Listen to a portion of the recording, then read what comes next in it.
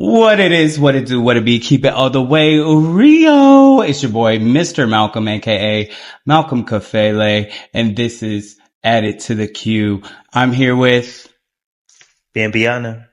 the one and only, the The, one and the one and only. only, The one and period. Thank only. you so much for being on the show. Absolutely. Like literally it means so much to me.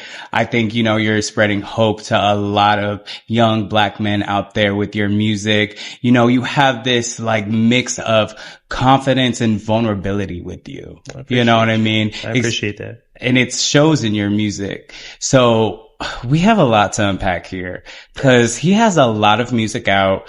He's a rapper, producer, model. Cause he be serving them looks, boy.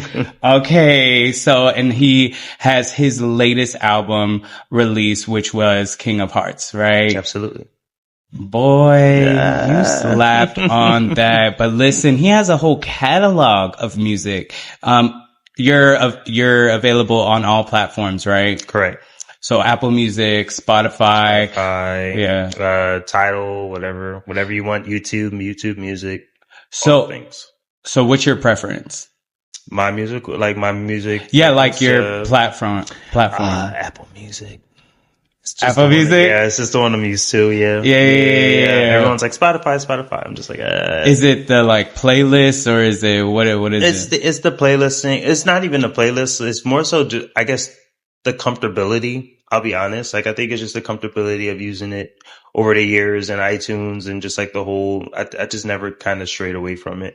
I did have Tidal for a little bit, but I'm like nothing really like, yeah, I mean, I still have a Spotify account. I just think the Apple Music is my primary. Okay. I like Spotify. Honestly. Yeah. Everyone loves Spotify. It's them playlists. Yeah. Honestly, you could have a playlist for work. You can do all of that. But anyway, we're not talking about all of that. Okay. So I really want to just know, like, from your personal experience, because that's what I experience in your music is vulnerability and confidence. Mm-hmm. Where did that come from?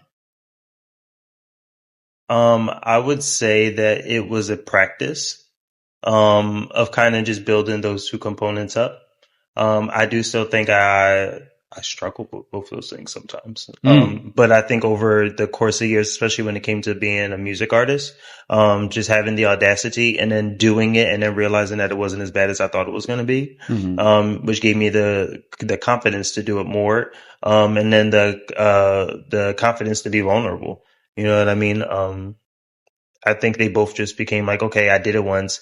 I could do it again. I did it once. I could afford to be more vulnerable. Or what can I talk about now? You know what I mean? Right. So it was just kind of accumulation of things. It wasn't something that I felt like I was just born with. I'll be honest. Like, right. No. I've always been very quiet, reserved. People say, I'm Scorpio, so people like secretive. But he's a Scorpio. He's a Scorpio. Yeah.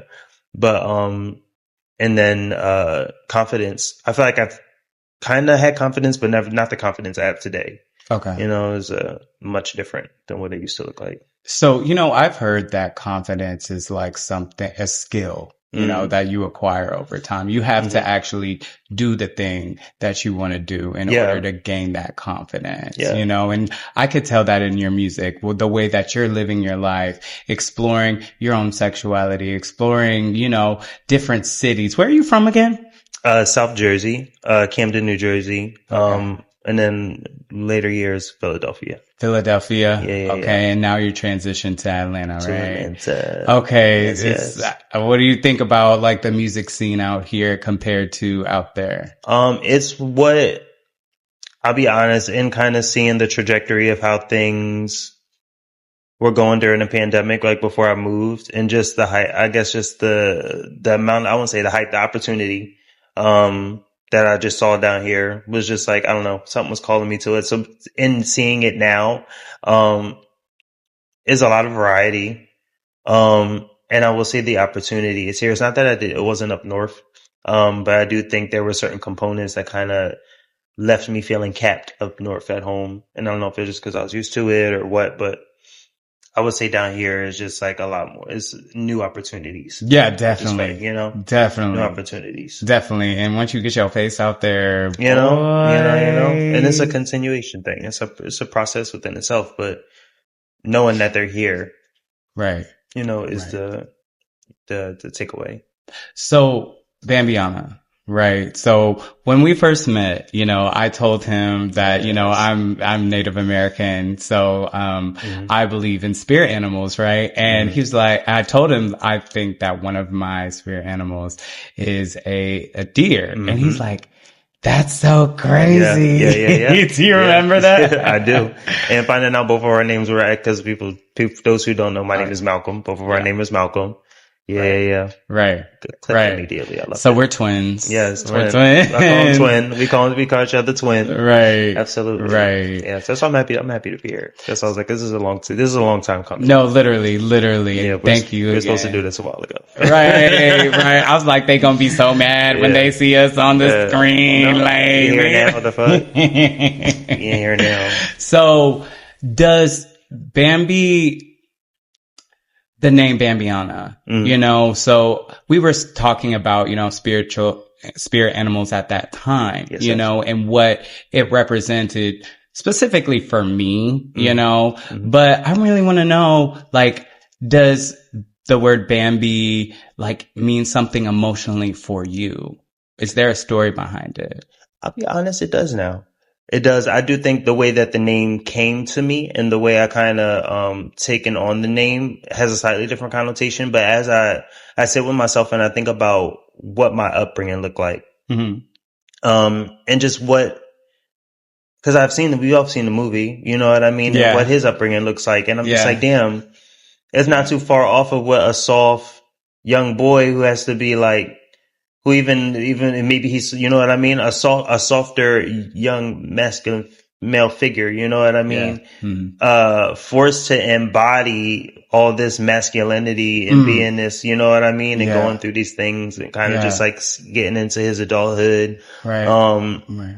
I was just like, damn, like this has a lot more of a relatability. Mm-hmm. You know what I mean? To my life, and I feel like probably to other young men's lives. It's just like, damn, like we do have to be forced into these more like assertive spaces as opposed to kind of just allowing each other. You know what I mean? Yeah. His dad was on some like, you the prince. You're supposed to act this way. You're supposed to act this way. You're supposed to act this way. Right. And it's just like, let him play in the flowers. Let him play with the butterflies and shit. Like, you know what I mean? So exactly. That's where I feel like it started. And I would go back and I would watch the movie. And this is when I was on my whole branding thing. I was to watch the movie, and that's kind of where I like just to rewatch it, and kind of just be like, what am I doing this for? Why, you know what I mean? The name is cool because my friends start calling me that. That's where the name came from. But what does this mean to me? How do I make this more honest with myself? And I saw that, and that's kind of what I took from it. That's so real, because I think there's a lot of, men out there, black, white, doesn't matter your skin color, that they grew up, with a big heart, with a fragility to them. Absolutely. You know what I mean? But don't get it twisted, because a little deer will become a what? Like, a buck. And buck your ass up. I'm telling you, that you gotta watch out. You gotta watch out, because some of the most underestimated, people become some of the strongest people. And so there's so much strength in that name. And, absolutely. What do you call your friends? Like the Bambis? We, as of late, it's funny enough, it was like sometime last year, we started calling each other the mob. Because a group of deer is called a mob. So we called it a mob of deer. Okay. So I don't think we've, okay. So I allow, and I don't like to call them fans, like my supporters. Okay. So I allow them to kind of like navigate what that looks like. Okay. But it was Nova Ultra, who was just like, shout out to Nova, who was just like, let's call each other mob. He had looked it up and was like something called a mob of deer. So right now that's what it's called, the mob. Okay.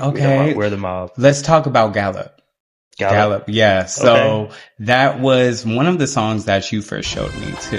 Yeah. You talked about it, and you're like, this was a little snippet from the movie, and then you put your own little flair and twist to it. Like interpolation. So why did you put that on the project? And it's funny enough because you even heard like it doesn't have words. Right. And that being like my first solo EP was on Loverboy. I just wanted to try to just really just catch that identifier of just like there's this Bambi character that we all are familiar with, but then just putting like a kind of a Butch Queen twist on it, you know what I mean? So it has like these snares and these drums, and it's kind of like and this is when, and it's funny enough because this is around the time I was really playing with MIDI boards and playing with sounds. So it was like dun, dun, dun, dun, dun, dun, dun, dun. So I'm just sitting here like adding just stuff and just playing with it, and I'm like, I listen to it back now and I know like production wise I'm like it's kind of like whatever, but it's kind of trash, but to me, but the song itself, the energy that I put behind it, and the amount of freedom and all that stuff I put behind it, I was like, it's a dope track. Like I'm proud of it. Right. Yeah. So do you feel with the added bass and production that you added to that track, do you feel that helped people understand who you are as a person? I would say so. Especially if you got the reference. Cause I don't know if everybody would even get, I like that some people got the reference. I don't think everybody would get the reference, immediately. But I think as long as there's like a intention, put out there. So, and I felt like doing a track like that, put the intention out there. Yeah. Okay. So the show is called Addit2thaQ.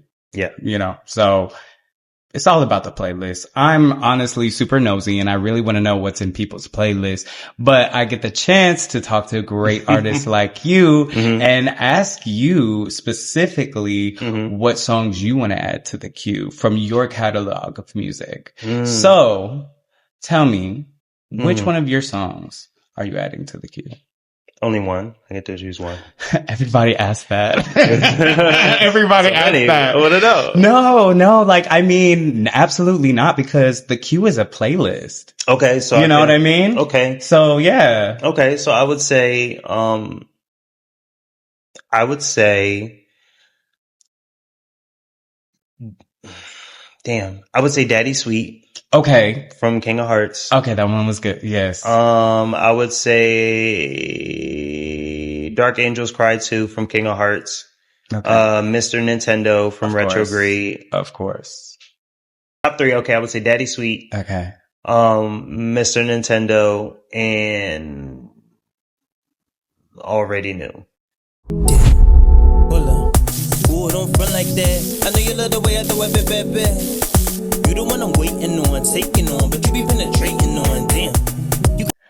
Okay, so Mr. Nintendo, that one was, I honestly think that, you know, when the world finds out about you, that's gonna be the one. Okay, because it gives Frank Ocean, you know, it gives, you know, that, you know, vulnerable side. And it was so interesting, you know, when I watched the video, you had angel wings and stuff like that. You know, and the song is very Nintendo-like, so it's very like, you know, gamey and stuff. But then when you saw the visuals, you know, there you are, this, you know, angelic being, you know, can you explain a little bit more of what the angel represented in the video? So for me, I think personally, because it wasn't necessarily the angel wing idea wasn't mine. It was, my partner Mark's. Okay. He actually orchestrated that entire concept. He came to me with that concept. He had heard me working on the song, during the panty. And he was just like, after some time listening to it, cause I was showing my music, he was just like, I have this idea. Follow me. And I was just like, all right, fuck it. I'll follow you. And, he showed up at the house. Over a period of time, he comes with these big ass angel wings and they're freaking huge. And he just shows me his whole concept. And I was honestly with it. I was inspired by it. I think after it was all said and done, once the video was done, for me, the angel was a representation of, how we can have this perceived notion,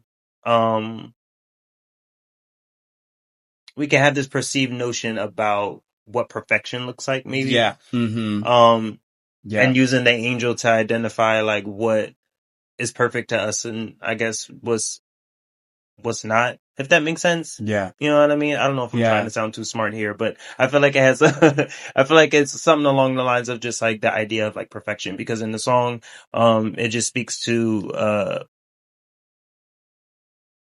the relationship one has with somebody and Right. what that idea of what you want somebody to be if they're perfect in your eyes. You know what I mean? Mm. Mr. Nintendo, nigga, don't you know if you play with me?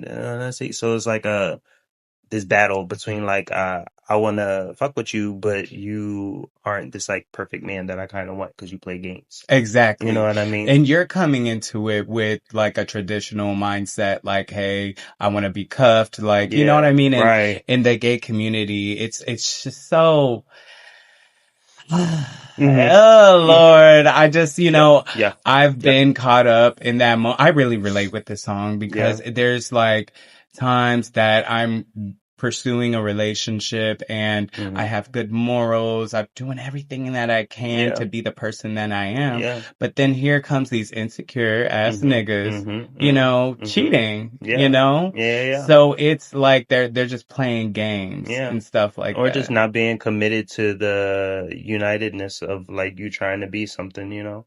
Right. So in the gay community, I feel like gay sex and culture, like those lines get a little blurred sometimes. Gay sex and culture, yeah. So how do you protect yourself from getting lost in their games?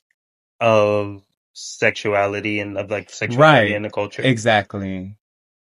Let's sip on this wine real quick for that one. Yes. Because I had some recent premonitions. Okay.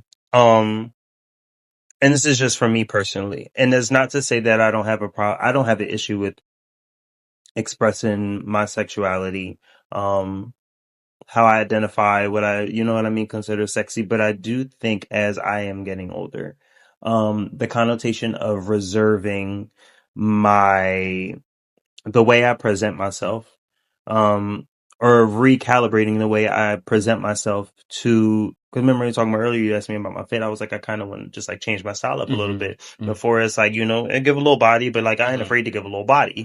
But the way I've portrayed myself artistically and as Bambihanna and as his character, it has been very like, it's sexy, you know. Right, I mean, no. part of Bambihanna brand is like it's about sex appeal. Yes, very much so. You know, very so it's not. It's either honing in on that or finessing it in a way so that it looks a little bit more mature. Because I don't think there is anything wrong with anybody portraying or exuding an amount of sexuality. I don't think if people don't like it, they should just mind their fucking business. Okay. But I do think that there is a certain amount of aura that comes with it when you preserve it and you don't just kind of just put it out there. Okay. You know, there's an aura that comes with it when you do it. Okay. And when you don't kind of do it, when you're not doing it all the time, you know? Hey, y'all better listen to him. You know, so kind of keep it sexy, but keep it sexy in spurts. Right. It's for me. Right. You know what I mean? Exactly. It's like sometimes you have to ground yourself to, grow your intensity. Absolutely. You know what I mean? Thank you. Yes. Absolutely. Right? Absolutely Yeah. that. Absolutely that. Very much that. And I feel like that gives you more magnetism. Right. When you're out when you're out in public. You know what I mean? I'm starting to notice it now. Right.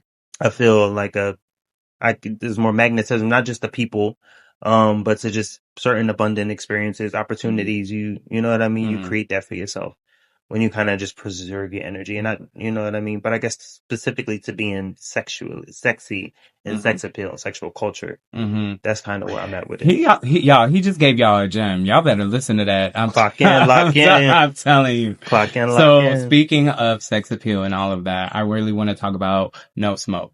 Okay. I'm adding that to the listen. Okay, I'm adding that to the queue. I'm breaking the rules.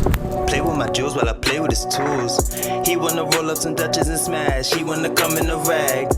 Hitting the jack. Yo, where you at? Why you not chasing the bag? Mad nigga was bad. He busting and making me gag.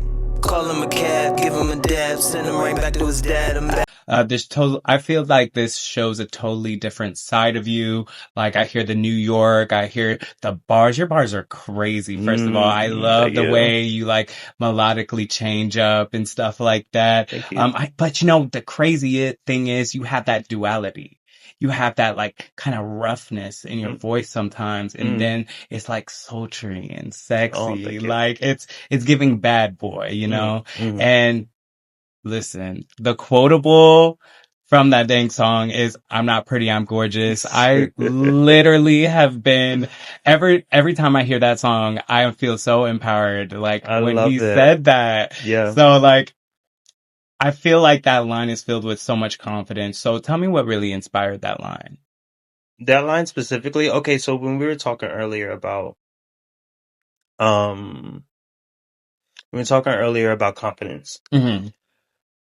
I feel like it comes in certain connotations. So we talked earlier about just being like pretty boys. You Mm-hmm. know what I mean? Mm-hmm. Like you are a pretty man. You probably always been pretty, or people so probably told you were pretty your whole life. You know what I mean? There are men who kind of just have that sway of just being like on the prettier side. Mm-hmm. That to me, because I kind of knew I had the privilege of just being like pretty. You Mm-hmm. know what I mean? That was always a confidence that was there. Mm-hmm. You know what I mean? I could walk into a room and not feel no kind of way in certain spaces because I was just like, Mm-hmm. I'm cute. You know what I mean? Like I'm cute. Okay. It's whatever. Okay. But in other spaces it wasn't the same. So I feel like when it came to the bars, like it was easy. It's easier for me to flaunt the more physical aspects, you know what I mean, of Yeah. myself because I knew I was always confident in that area. So it's easy for me to be like, bitch, I'm pretty, I'm gorgeous because it's T. Right. Like, so you bitches are pretty. I'm phenomenal. I'm Right. spectacular. I'm one in a, I'm a gem. You know what I mean? So, So let's talk about OnlyFans, okay? okay. That one is crazy. White, I'm so conceited. Special move on the up, up, up, down, down, KO. Defeated. If it's dips on the dick, then it's only 10s. He got blues, full of thick thighs, no Lorenzo. Break his bank of a bitch, yeah, OnlyFans. Break his bank of a bitch, yeah, OnlyFans. Bank of his bitch. Yeah, Okay, yeah. production. You produced that? No, You didn't no, produce that one? no, I didn't produce that one. Okay. I wrote it, and I mixed it, but well, I did the song, but I didn't produce it. No, I Okay. didn't produce it. Okay. No, my boy Avero, who actually did a good amount of King of Hearts. Okay. So that project, I kind of put, a good amount of those songs. Some of them I produced, but a good amount of those I put into his hands because he is shout out to my boy Avero. Shout out to my boy Avero. Um, he engineers and mixes and really has a knack Okay. for bringing like a track to life. He is Okay. responsible for the amplification of that song for sure. Okay. Okay. Listen, Yeah. that was He's the fire. feature actually as well. That's him in the Okay. back. He added those background vocals to Oh, that okay. too. Like I had my own background vocals, but he stacked some on Okay. top of mine. So he fucking. I'm happy you highlighted that because he ate that song. No. So, do you want to play a game? Sure. Okay, cool. So, this game is called Pick the Celebrity. Okay. So, there's a celebrity name in the hat. Okay. So, whoever's name that you pick, you have to freestyle a version or like you have to freestyle a verse that you would put on maybe one of their tracks. Okay. How does that sound? Okay. Oh, maybe I could freestyle something. Freestyle? Yeah. Okay. I guess it depends on who it is. Rich. Who it is. I'm like nervous. It's okay. Okay. Here we go. Pick the celebrity. Go ahead. Okay.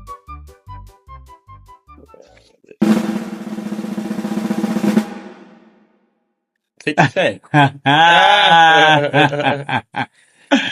I'm cracking up. It's ironic enough, I did something to a 50 Cent song. Really? Not too long ago. It's on my Instagram. Really? Okay. Yeah. All right. Yeah. It's, what is it? I know you like my style. Uh-huh. I know you like my style. That's the 50 Cent track. But I was like, damn, what bars did I use? Realest bitch you ever met, I swear I couldn't mask it. Compliment the lashes, pussy with lashings. Exercise your man when I tie him to the mattress. Suck it so he autopilot speeding through traffic. Running through the game, they still ain't run me out. Still waiting for the illest dick to turn me out. Confessions of a savage, I'ma read them like it's poetry. Dancing go bananas, now he sway on me like Josephine. And then it was Yes, you killed that. All right. Another One more. Oh, One more. goodness.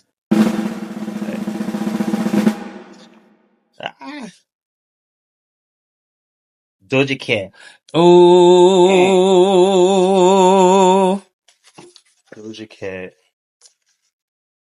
Yeah, I'm on the track. Well, I'm with Miss Kitty. Something about the pick of titties. I don't fucking. I like that though. I like that though. I like that. I like that. I ain't no freestyle girl. I ain't never been a freestyle girl. My friends try to get me, like I told you, my friends be trying to get me to do it, but it's a practice. I feel like it'll make you a better rapper for sure. Will. But I feel like, they all have their strong suits. Right. Mine's just with a pen. Right. But I would like to do a song with Doja Cat. Bring my, somebody send her this. Okay. Tell her I'll have a verse. I could write a verse. Okay. I'll write a verse. I would love to do a Doja Cat song. Okay. I feel like that would be I would love like to do a Doja Cat something song. I need in my life. She's one of my faves. I'll put that in there. All right. Well, thank you so much for being on the show. Thank you. I really appreciate it. Are we done? Oh my God. Yeah. I mean, unless you have anything else that you want to say, to the audience. Well, I want to thank you for having me. Stay tuned. New music. Okay. From Bambihanna. Ooh. I should be having 2 projects within the next year. Okay. One with a friend. Okay. So a group. So 2-person collaborative project. Okay. And then a project from Bambihanna. Okay. Yeah. So we'll see. Listen, I'm ready for it. Y'all keep your eyes peeled. Thank you guys so much for watching. Make sure you like, comment, and subscribe. Please. My life can be too much. Baby, I just need your touch. Stop thinking so that much. Baby, be my drug, be my Novocaine. Baby, kill the pain. Let me focus on you.